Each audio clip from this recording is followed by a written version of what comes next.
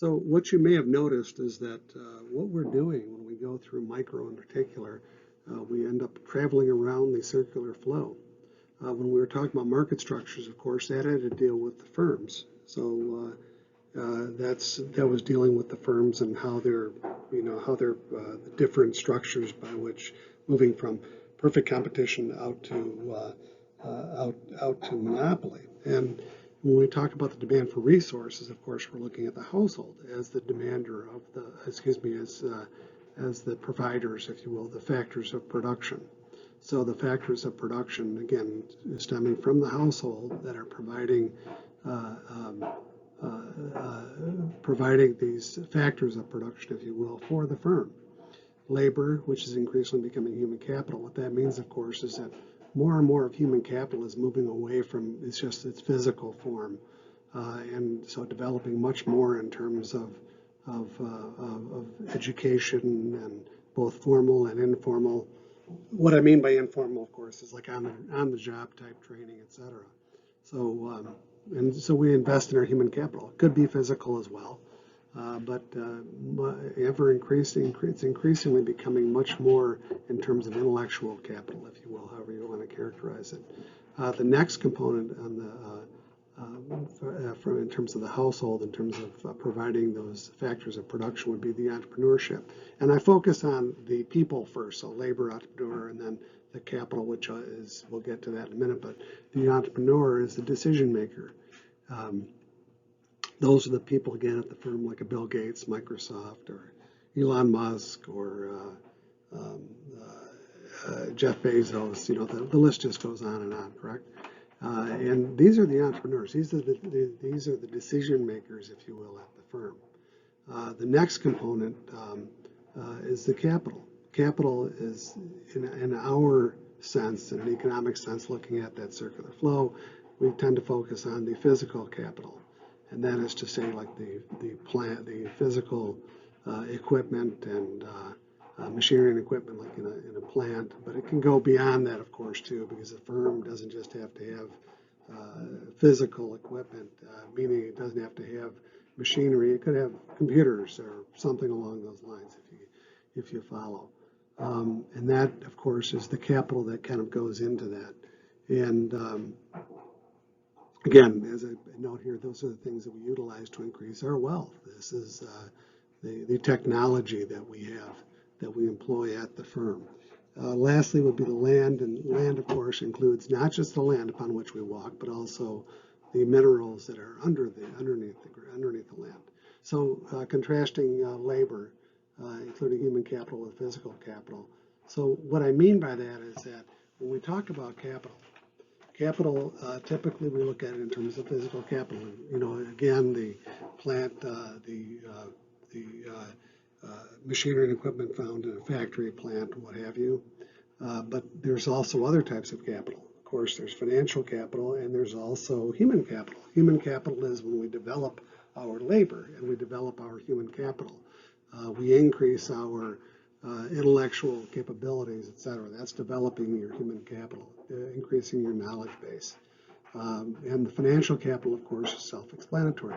That's the kind of the portfolio ownership of something, whether we're talking about equity capital or debt capital. Equity capital would be owning shares of stock, for example, and debt capital, of course, would be bonds.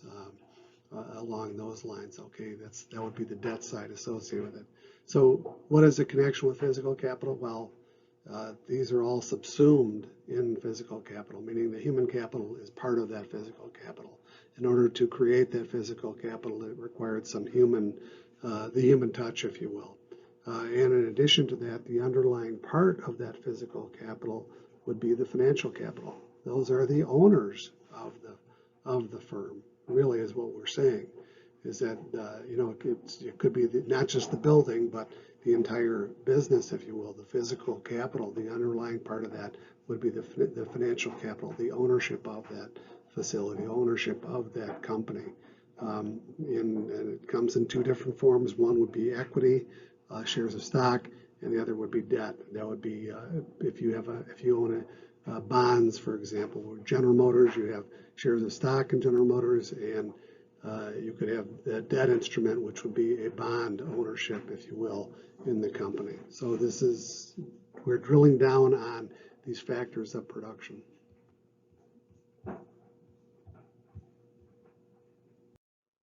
Again, briefly looking at our circular flows, just to kind of give you a sense of this, is that we're starting from the household on the left and the inner circle, that input mix. Those are the factors of production: the labor, capital, entrepreneurship, and land. Those are the productive resources that are being demanded, if you will, resources demanded by the firm. And the firm, what does it do with those productive resources? It transforms them into the output mix, into those goods and services, into useful goods and services. And if it was just a two-part economy, it would be going directly and totally to the household. Of course, we also have two other components in this circular flow. That would be the government and also the international sector, the foreign sector. But at any rate, this is, again, the importance of the circular flow as we keep coming back to this, because this is at the root in many ways of all, whether we're talking about macro or micro. In this case, of course, we're talking about micro, and we're focusing on the household providing those productive resources, that input mix, the labor, capital, I should have said labor entrepreneurship, but labor, capital, entrepreneurship, and land. And those, of course, are the productive resources that are flowing through to the firm, and the firm, in paying for the use of those productive resources, that goes back to the household in the form of the income distribution, in the form of wages paid to labor, interest paid to that physical capital. The underlying part of that physical capital is the financial capital, and the specific type of financial capital would be debt capital. Profit flows back again from the firm to the household could be for labor, profit sharing. It could be for the entrepreneur, for sure, and that would be when we talk about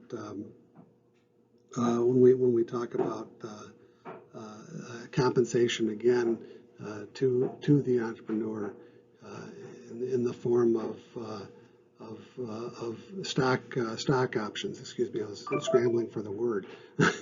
Stock options, and those are, of course, mentioned it before, but the takeaway is that the way the entrepreneur is compensated is that entrepreneurs hired, and just what the entrepreneur had, they could also have labor. They could be paid a salary, $1 million a year, whatever, $1 a year.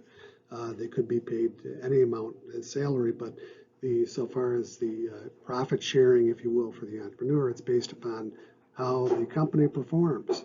So the share price of the stock is at $10, and we say in 3 years' time, we're going to allow that entrepreneur, the CEO of the firm, to buy 1 million shares of stock at $10 per share. So what happens is that over the course of the 3 years, the stock price goes from $10 a share up to $30 a share.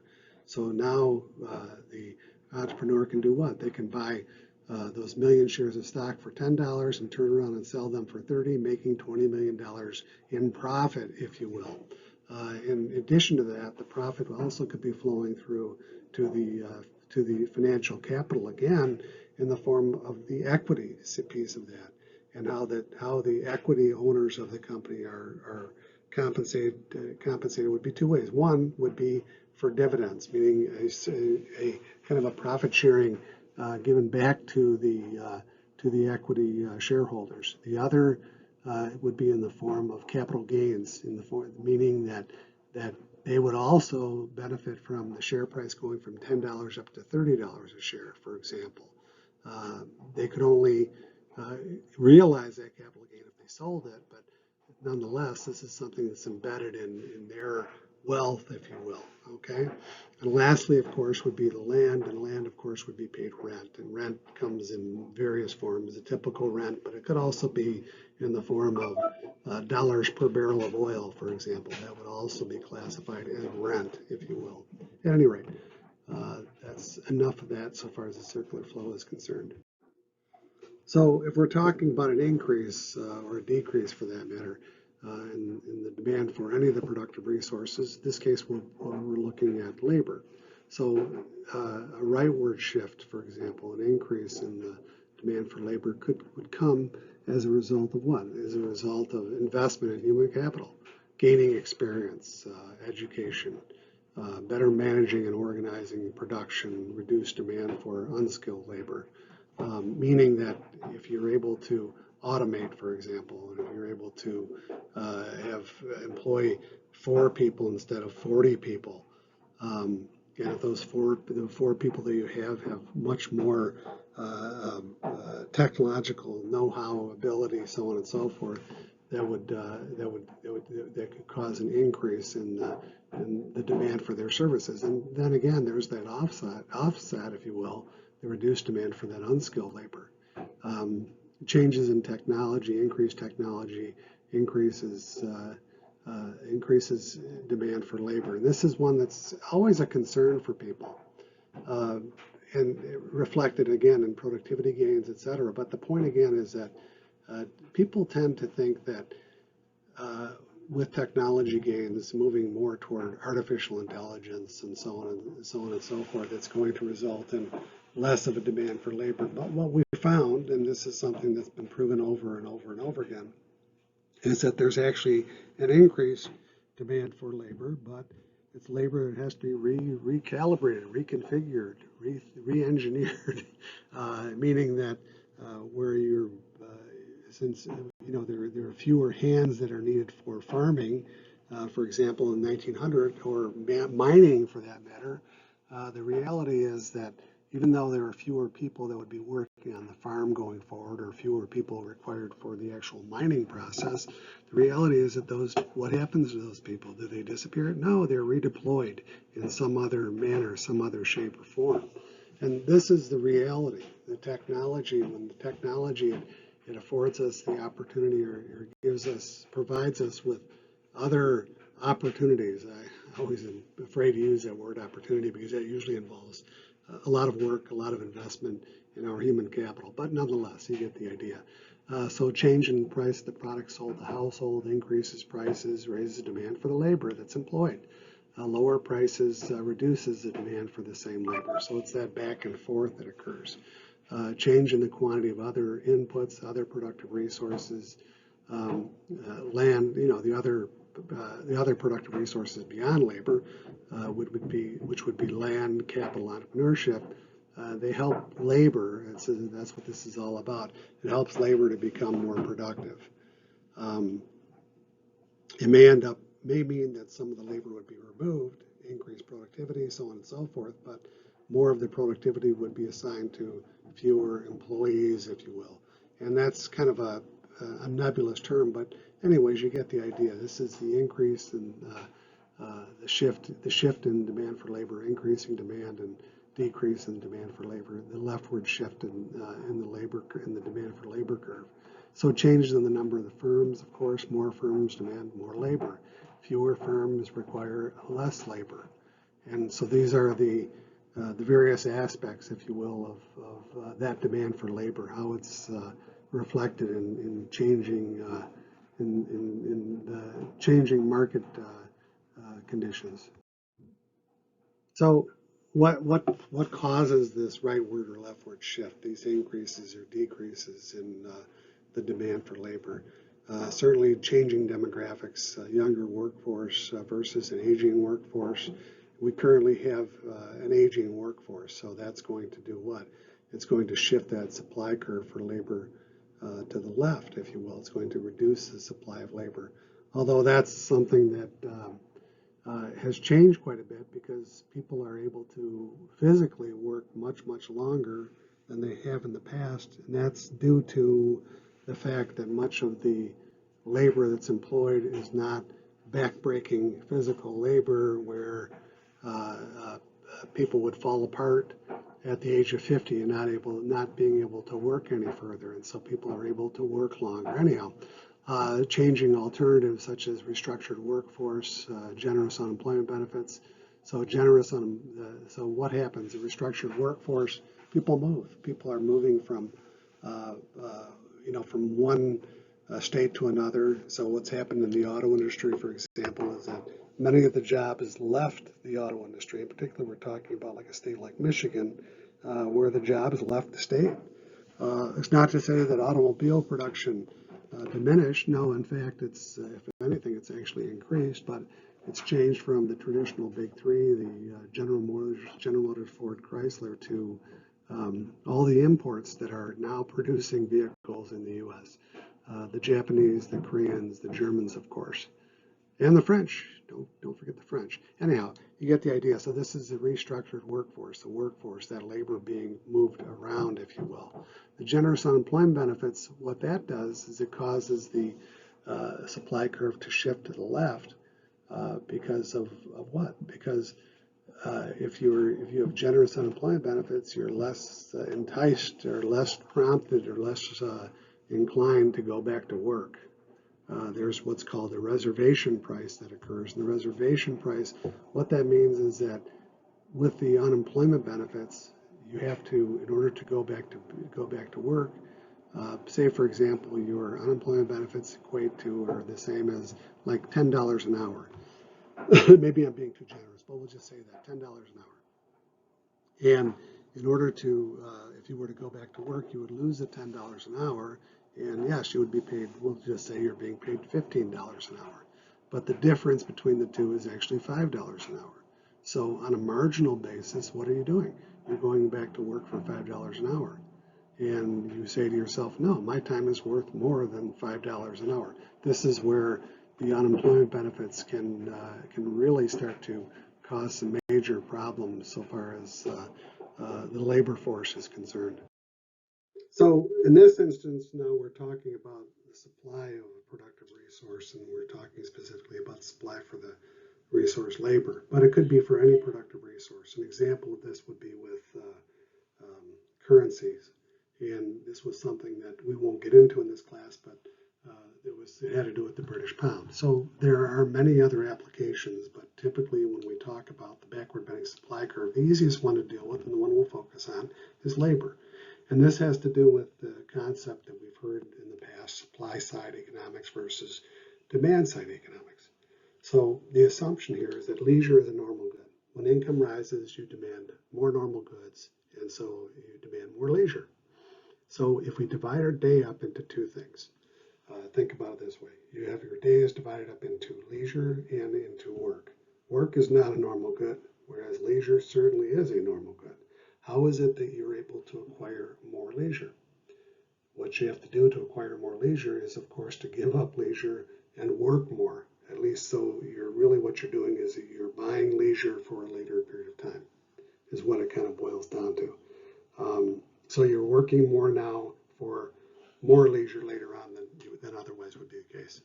Very, very simple. Again, we're dividing it up into your day into two things, leisure and into work.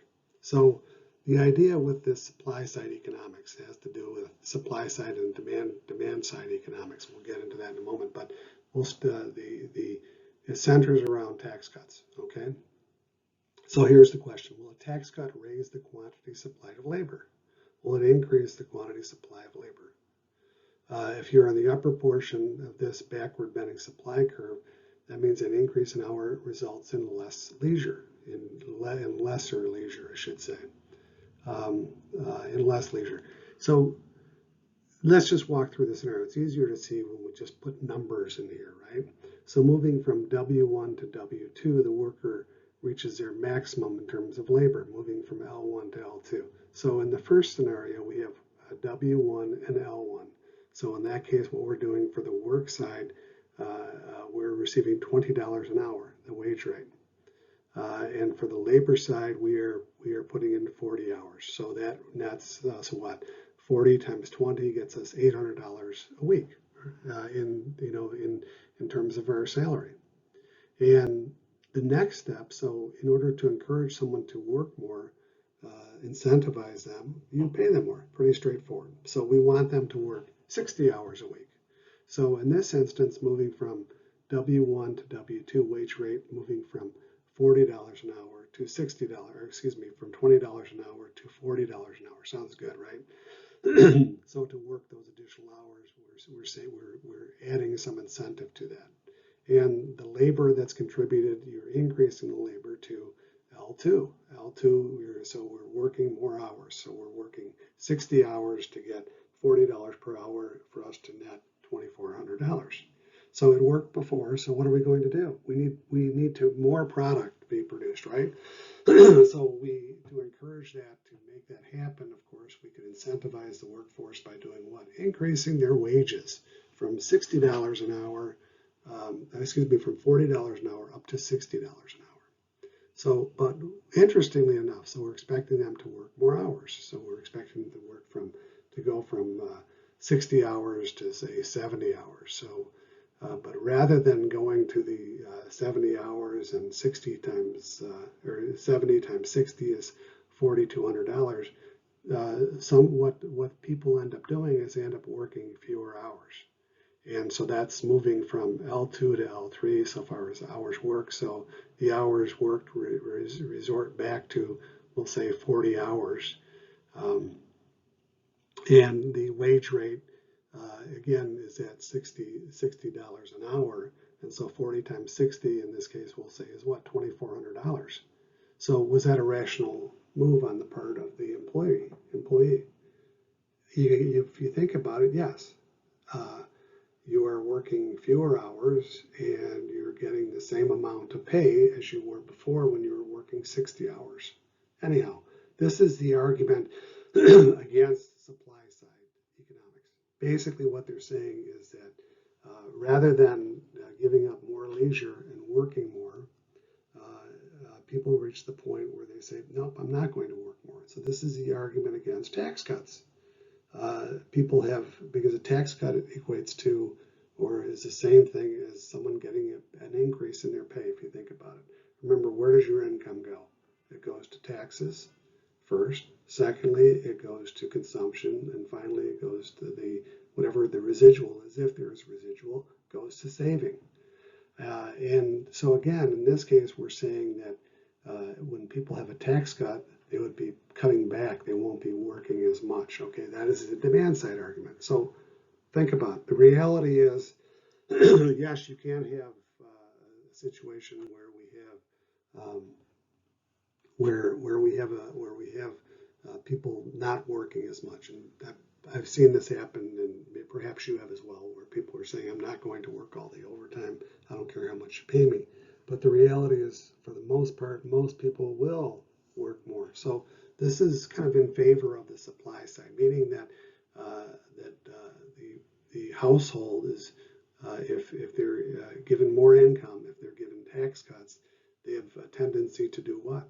To contribute more labor. Okay, so this is kind of the takeaway from it. You can argue for and against it, but in toto, we've seen this happen over and over again. When you have a tax cut, people provide more labor, and as a result of which you end up with more taxes overall. But that's for another discussion, which we'll be talking about. And here we are briefly talking about the Laffer curve. Arthur Laffer. Laffer was an economist, and he's still alive. he's pretty long in the tooth. He's getting up there, but he put this forth in the early 1980s, and it was part of the so-called Reagan tax cuts, which, of course, tax cuts are passed by Congress. So it was Congress that actually passed the tax cuts, but Reagan was the president at the time. At any rate, so this economist, Arthur Laffer, posited that cutting tax rates, not cutting taxes, but cutting tax rates, would lead to an increased tax base, more taxes being collected. People would be willing to work more and pay more in taxes in total, right? So long as they kept a larger portion of their pay. Supply-siders argue again that the higher the after-tax rate, real rate of reward to workers, the more they will work, the more they will supply, the more labor they'll supply. Cut taxes and the after-tax reward will increase, and since the labor curve is sloping upward to the right, like most supply curves do, then workers will work more. They will provide more. And this on the right is the picture of our Laffer curve, where we have we've got the tax revenue on the vertical, if you will, and the tax rate is on the horizontal. And what we found is that it's very similar to that the total revenue curve that we have underneath the demand curve, and that being that when you're past the midpoint, if you, or I should say, if you're to the left of the midpoint, and if you raise taxes, then you will have, you will end up with more income, more income coming in. But what Laffer was saying, and this was certainly the case, it was proved out because we ended up with more taxes being collected, and that is that by cutting taxes, you actually increase tax revenues. And that's what it is all about, right, for government, is to have increased revenues to do all the things that we, the citizens, would like them to do. So this is the Laffer curve, and it's associated again with the tax cuts, which is again a supply side issue. If we cut tax rates, people would be willing to provide more labor, and as a result of which, since you're working more hours, you quickly reach the point where you're actually doing what? Paying more in taxes, but you're keeping a larger portion of your paycheck, so it does not. It's not something that troubles you quite so much, we'll say. Anyway. Okay, so moving on into another area of so far as labor is concerned.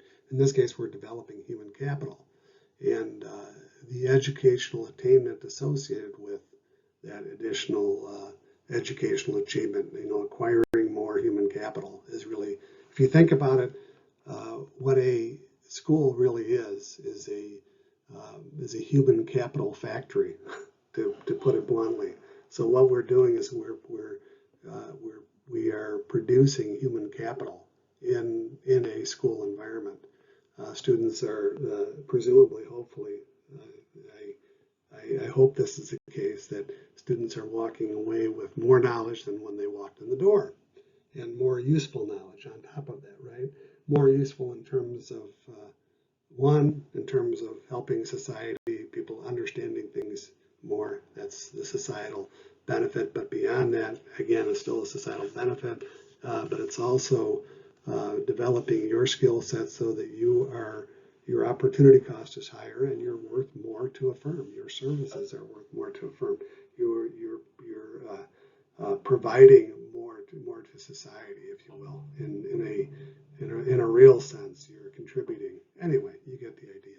So educational attainment, the worth of a high school diploma. So think about this. So high school diploma, an associate's degree, master's degree, bachelor's degree, master's degree, and a PhD, a doctoral program or whatnot, right? The more education that you have in general, the more you are going to be worth to potential employers. That kind of makes sense, right? So the question is, why do we stop at a high school? Why doesn't everyone go on to get a PhD? And it's an easy thing to answer, easy and difficult at the same time. There are two problems with going on to higher levels, if you will. One of the problems is the time component. It takes a long time. It took me a long time to get the education that I have. And second, so there's a time component, and then there's also the cost of going out there and securing getting your PhD or getting your MD, et cetera. There's a terrific cost associated with that in terms of what you have to pay for getting that, out-of-pocket payment. And then there's a huge opportunity cost in terms of what are you doing? You're foregoing something. What is it you're foregoing? You're foregoing working and actually earning an income. So you're getting hit twice. You don't have the income, and you're also paying out of pocket for the expenses associated with your education. So these are the limiting factors. These are the decisions that we have to make as we go along. Do we stop at a high school diploma? Do we get it? Do we go back and get a GED? Do we go back and get a high school diploma? Do we get an associate's degree? Do we stop there? Do we go on to get a bachelor's degree? Do we go on to get a master's, a PhD? All of these are decision points along the way. And this is critical as you kind of think about these things, and put yourself through. Or do you have the intellectual capability of doing it? Do you have the discipline? All the things that we test ourselves with. But at any rate, so there's definitely, again, back to the educational attainment, there's definitely increased income associated with the more education that you have. And it's not to say that everyone has to go out, if you want to be a millionaire, you've got to go out and get a PhD or a master's or a bachelor's, right? We know many people that have not done that, including the likes of Bill Gates and, what's his name? I can't think, Facebook. You'll know what I'm talking about. It'll come back to me later. But he ended up going back, the Facebook guy went back and got his degree from Harvard later on, but I don't think that Bill Gates ever did. Point being, again, is that educational attainment is probably a good indicator. It's an insurance policy, but at the same time, it's not the be-all, end-all. It's developing your human capital overall that's important. So, which leads me to my two concentric circles, or I should say the two circles, and they're crossing each other. They're not concentric, they're not one over another, but what they indicate on the left would be those folks that are certified. Somebody who has a bachelor's in something, has some sort of certification. On the other side, we have qualified. And what you'll notice is that we all know people like this. Some people that have that degree, and some people who don't have that degree but are certainly qualified. They're very good employees, great workers, etc. They're extremely knowledgeable, know their subject area completely without having the education. So the sweet spot is to be both certified and qualified. And this is kind of the objective, is that you want that certification to back up that qualification. So it's kind of that formal education combined with that on-the-job training is really what we're saying.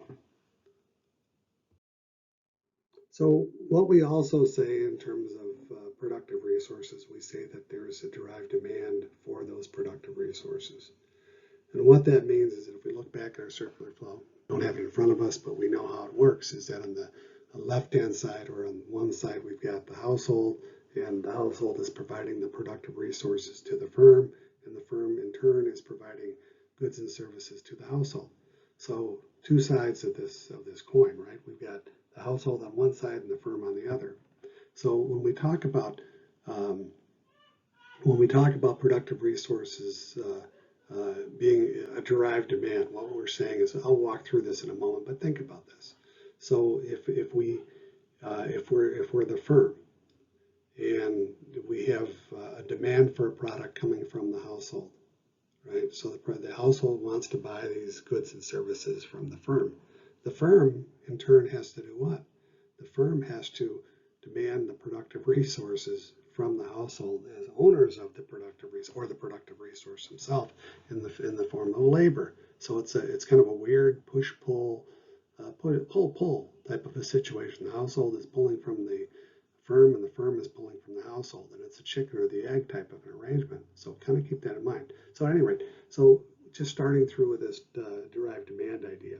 One, the product or whatever the productive resource, for example, labor, is able to produce in a period of time. That's the productivity, that 100 units per hour or whatever. Secondly, would be the price of the product itself. So we're looking at it in terms of the price, and in this case, we're looking at at a demand curve with the associated marginal revenue curve, which is half the distance between the demand curve, or the average revenue curve, and the y-axis, right? So this is the pricing of the product. And then the last piece is the revenue that's associated with that product. So we've got the units, we've got the price, and when you put the two together, we end up with the revenue associated with that, or the revenue product. And we're talking about the marginal amount of revenue assignable to one portion of the productive resource mix, for example, labor. Remember, when we're talking about marginal, we're saying one additional unit. So the example that we're using is the marginal revenue product, or the MRP of labor, measures how much revenue a unit of labor is responsible for. So, the old expression, you are what you eat. You are to the firm what you actually produce. So keep this in mind. This is very important. So the firm, the company, is hiring you to do something. So they're paying you a certain amount per hour. But the expectation is that you're going to be producing a certain amount per hour. And so if you're being overpaid, then chances are that will show up rather quickly, and you may be out the door as quickly as you came in. So always kind of keep this in mind, is that so long as you are being productive enough to cover your cost to the firm, and when I say the cost, I'm talking about the opportunity cost, which would also include some profit, some assignable profit, if you will, to the firm itself, then you're in good shape. So when we talk about the derived demand again, what we're really drilling down on is what your worth is to the firm, what you are actually producing for the firm. Because the firm, remember, the household is demanding the consumer, the items, the goods and services as consumers. And the firm has to provide those. And in order to provide those, they've got to do what? They have to demand the productive resources from the household as owners of those productive resources, or the productive resource itself in the terms of this labor, okay? Anyway, very important point. This is absolutely critical to kind of get your head wrapped around. It's actually pretty straightforward if you think about it. It's something that I intimated, but I didn't really say point blank, so I'll say it here again. The demand for labor, the derived demand goes both ways, the causality. More demand from the consumers, that's the demand pull side. Increased demand from the firms, again, that's the cost push side. So we're looking at both sides. The household as consumer pulling those goods and services from the firm, and the firm demanding those goods and services, the productive resources from the household, the labor, entrepreneurship, capital, and land. So unions, this is interesting. Unions, if you think about it, are legalized cartels, and they're seeking a portion of the producer surplus. Because think about how the way, and this is not being critical of a union, it's just the reality. And the reality is that a union, the way that a union works, and there are different open shops, closed shops, and frankly, unions have a much smaller footprint than they have had in the past.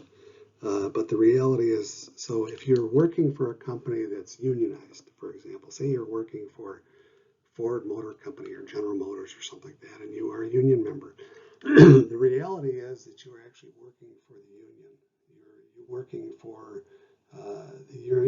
the company, but through the union. So the union is actually taking a cut, if you will, because they have to be paid as well. So the reality, again, is that the way the union operates is you may be getting $20 an hour, and from that $20 an hour, the union might be getting 50 cents an hour for each individual for representing them, representing their interest, if you will, to the firm. And again, the reality is that the only way that a union can operate is an environment where it's not as competitive. It can't operate in a perfect competition because the labor is not going to be paid enough to justify paying some of their income to the union. Even in monopolistic competition, in fast food restaurants, unionized fast food restaurants have failed miserably. Several examples. In the Detroit area, there was a restaurant called the Red Barn, and they were doing pretty well, and the folks working at Red Barn unionized, and it just drove the cost up too much for the firm, and so the Red Barn franchises actually shut down as a result of that higher labor costs. So keep that in mind. Wherever there are unions present, you're only going to see them in oligopolies, successfully, we'll say, in oligopolies and monopoly environments. When there's some producer surplus out there that can be taken by the union. Okay, and again, it's not attacking unions, it's just the reality of what it is. So monopsony power, we talked about monopoly,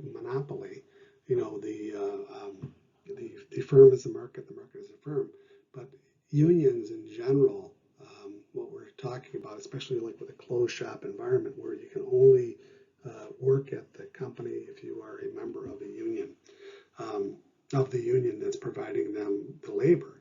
If you have monopsony power, you are the single seller supplier of labor. So if you're a union and you have monopsony power, you wield the power, especially when you have the firm itself having a lot of market power. So classic example would be professional sports, Major League Baseball, for example, very strong unions. And they are out there carving out something for themselves and for their players, of course, as well.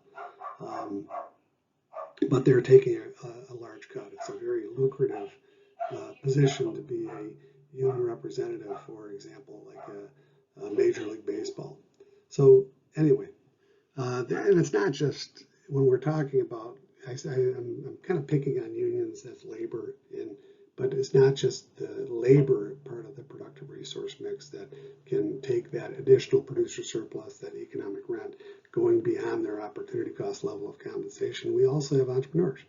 There's certainly is excess management compensation oftentimes, and this is quite evident when you start talking about some of the packages that CEOs have that are several $100 million, for example.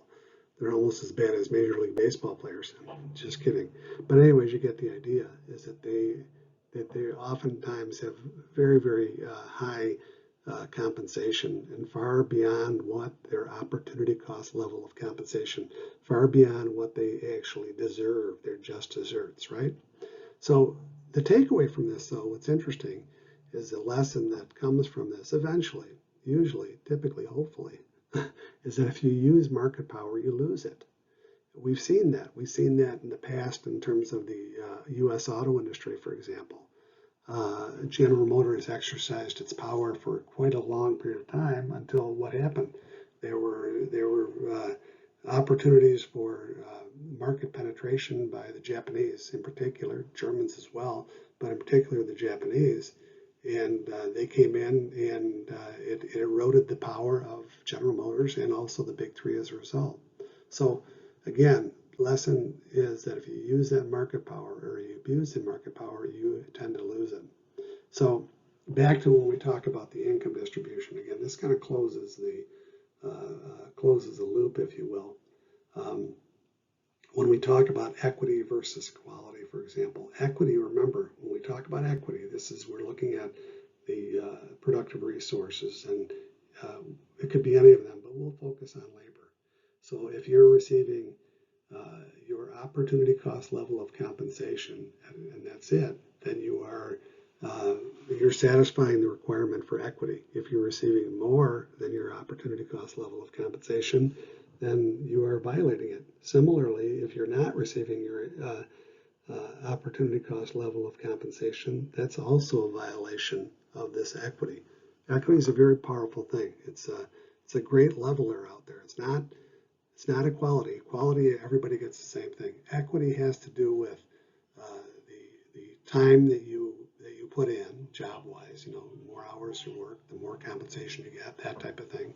But also the quality of the laborers, for example, that you provide.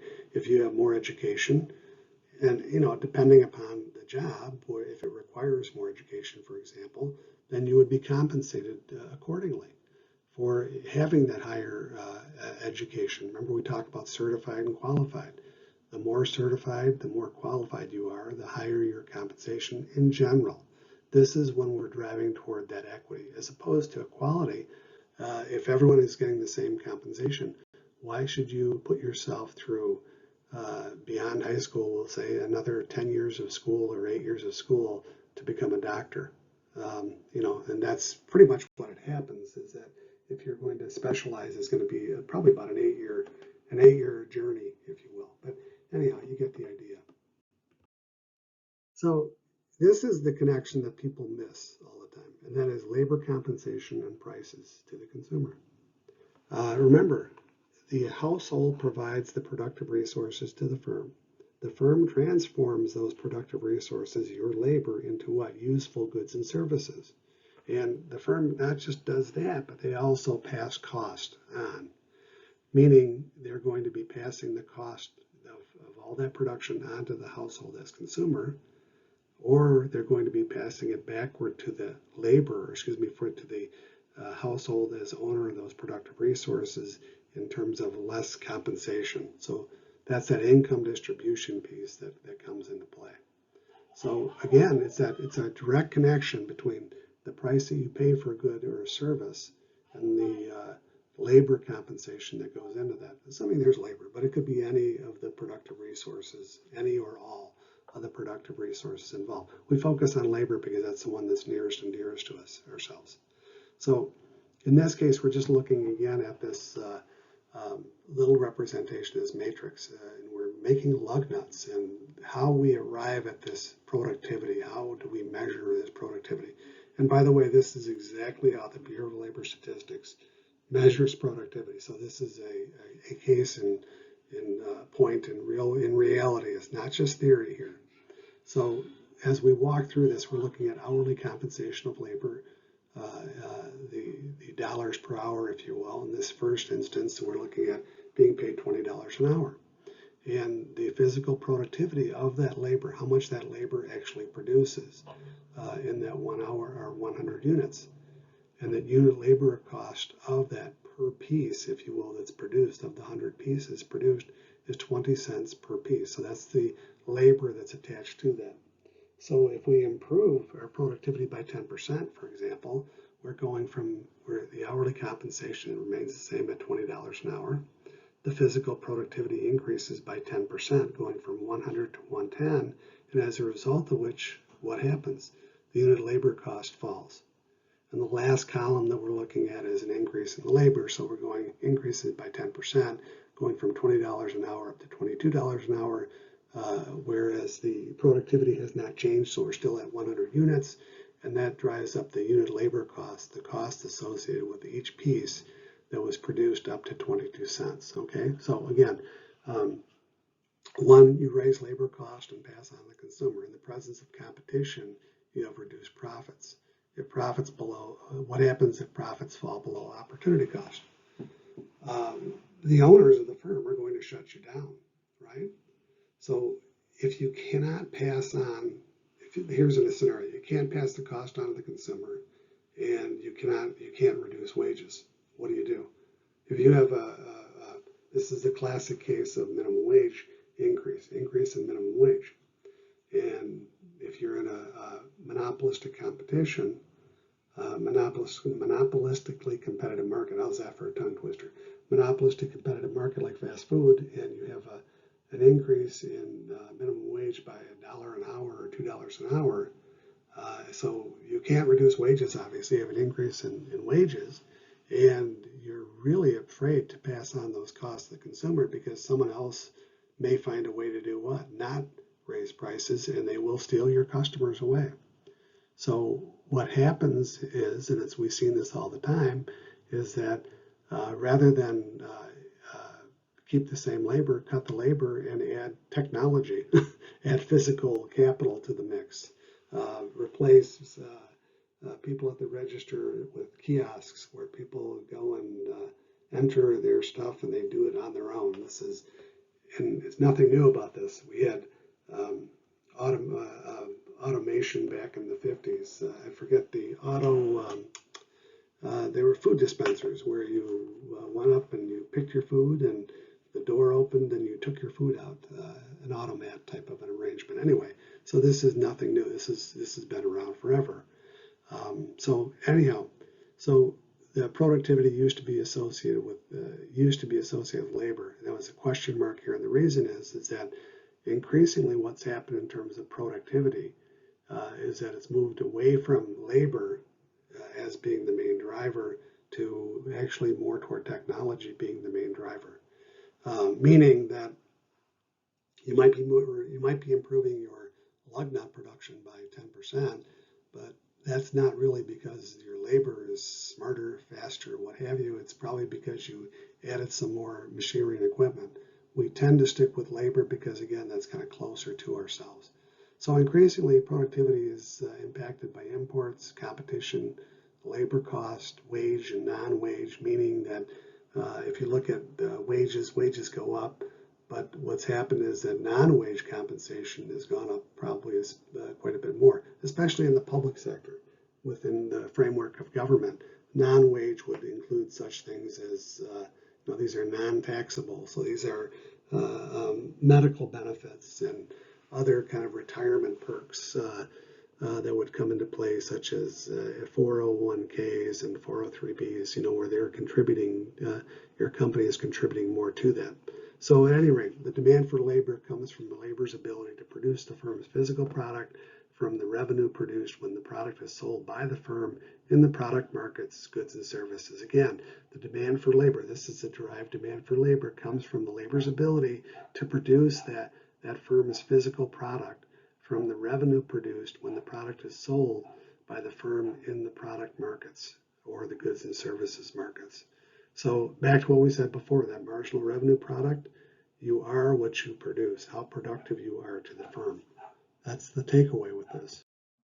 So again, with in economics, it really comes down to marginal analysis. Marginal meaning one more unit, adding one more unit to the mix. And we make our decisions at the margin. All of us do. Even Jeff Bezos of the world, we make our decisions at the margin. His margin is different than ours, but nonetheless, that's where we make our decisions. We weigh these opportunity costs and the trade-offs and so on and so forth. So when you focus on unit labor costs, the compensation of labor as it relates to the price of the product, focus on the price of the product. One of the factors in determining the MRP, or the marginal revenue product, of the demand for labor is the demand curve facing the firm for the product. So again, whatever that demand curve, that dictates what the revenue flowing back to the owners of those productive resources. Therefore, there's an effect on prices to the consumer based on the compensation to the firms pay for labor, or whatever the productive resources that we're talking about. So one, again, unit labor cost focuses on how much compensation for labor relates to prices for the consumer. Secondly, the price of the product produced by that labor. Again, the causality goes both ways. My Chrysler experience was very much in line with this. And that was, we would always, whenever we were talking about making any changes, the question would always come back, is this value added for the consumer? Will the customer, I should say, rather than the consumer, will the customer actually pay for this? Is it something that's going to be to the customer's benefit to have this, not just components, but just in general with the vehicle? And it comes down to some really, really finely defined decision-making process, and it's very intriguing. But again, is that if it doesn't add some benefit to the customer, if the customer is not willing to pay for it, then you don't do it. But this is again where decision-making is happening on the margins, right? Again, walking through the derived demand process. So one, again, is the labor price, the marginal physical product that you're actually producing. So we're looking at the physical product of the labor on the y-axis, the vertical axis, and then the quantity of labor that's being used. And from that, what you notice is a downward sloping, meaning that increase in the quality of labor, moving over to the right, increase in the quantity of labor, you actually have a reduction in the physical product of that labor. You're not producing as much. Because again, the diminishing returns is really what it comes down to. So the second piece we're looking at is the monetization of that output, whatever is being produced by that labor. And it's being transformed again at the firm, and that results in the demand curve coming from the household as consumer. And of course, there's a marginal revenue that's associated with it, and we're going to combine the two, one and two, the marginal physical product and also the marginal revenue product, and the marginal revenue, and we're coming up with this third representation that is called the marginal revenue product itself. And the marginal revenue product of the firm, you are what you produce. This again is the derived demand. Marginal revenue product is what you are producing, how much you are worth to the firm on a marginal basis, on a one unit basis. Adding one more unit of labor how does that help the firm? Does it result in more product? It certainly results in more product being produced, but does it add to the demand, if you will, for that product from the household as consumer? And you're able to measure combining the two together into this marginal revenue product to see how much um, your productive resource labor is actually worth to the firm, how much you're actually producing, how much revenue you're responsible for. It's a tough thing to kind of get your head around, but it's something that we do all the time, right? So what you'll notice is that I keep coming back around to these twin concepts of equity and efficiency. So we're focusing on equity because we're looking at going from the household provided productive resources to the firm, and the firm compensating in the form of that income distribution. So the question is, and this is an easy one, is our income distribution equal in the U.S., for example? No, it's not. Nowhere near being equal. Is the income distribution equitable? So remember, equal, everyone gets the same income. Equity means that you are receiving your just desserts. You're receiving your opportunity cost level of compensation. And we can easily say that that's not happening in the U.S. I'm not saying we're absolutely terrible, but we have a ways to go in terms of that. And that, of course, is indicative of, we can illustrate that by looking at, for example, like again, Major League Baseball player, the compensation that they're receiving is far and above their opportunity cost level of compensation. All right. So again, that's equity. So receiving no more than your opportunity cost level of compensation in the long run, right? In the near term, there's going to be people receiving more than their opportunity cost level of compensation for a variety of reasons. But if we're looking at the long run, that's the goal, is equity. So again, there's a direct connection between compensation and prices to the consumer. That was when we walked through to arrive at that marginal revenue product. So whenever you look at whatever you purchase out there, you realize that there's some component at some point in time, some labor was used in that product, whether it was in the actual production or the shipping or whatnot. There was some labor, some cost associated with that. Okay.